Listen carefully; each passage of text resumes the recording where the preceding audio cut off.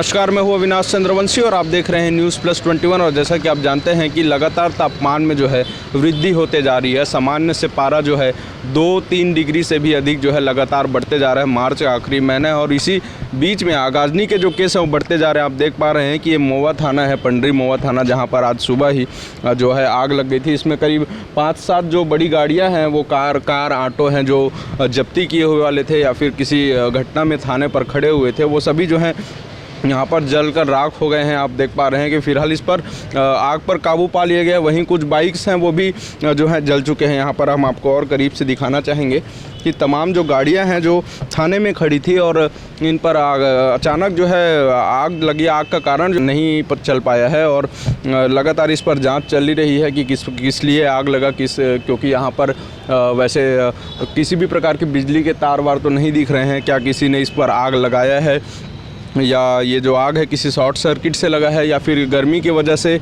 लगा हुआ है, यहाँ पर ये भी अभी तक कुछ पता नहीं चल पाया। इससे पहले भी राजधानी में 2017 में रेलवे स्टेशन के पार्किंग में एक बड़े आगाजनी की जो घटना है वो सामने आई थी। उसके बाद ये मोवा थाना में ये जो जहाँ पर सभी गाड़ियों को रखा गया है वो भी यहाँ पर आग के हवाले हो चुका है। और आप देख रहे हैं अभी भी धुआं जो है निकल रहा है और तमाम जो 5-7 जो बड़ी गाड़ियाँ हैं वो भी जलकर राख हो गई हैं।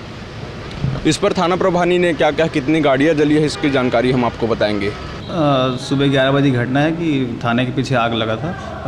अचानक आग की घटना सामने आई थी जिसमें जब्ती माल की 4 कार, 4 ऑटो और 10 से 15 मोटरसाइकिल आग लगी है। सभी पुरानी गाड़ियाँ?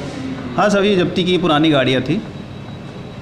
फिर आगे अभी इसमें आगजनी कायम कर जांच किया जा रहा है।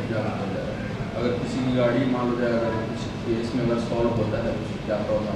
ये न्यायालय की गाड़ी होती है जब्ती में ये, और न्यायालय से निर्णय होता है इसका। ऐसे ही तमाम बड़ी जानकारियों से अपडेट रहने के लिए हमारे यूट्यूब चैनल को लाइक और सब्सक्राइब करना ना भूलें। कैमरा पर्सन सूर्या गौतम के साथ अविनाश चंद्रवंशी, न्यूज़ प्लस 21, आपके हक की बात।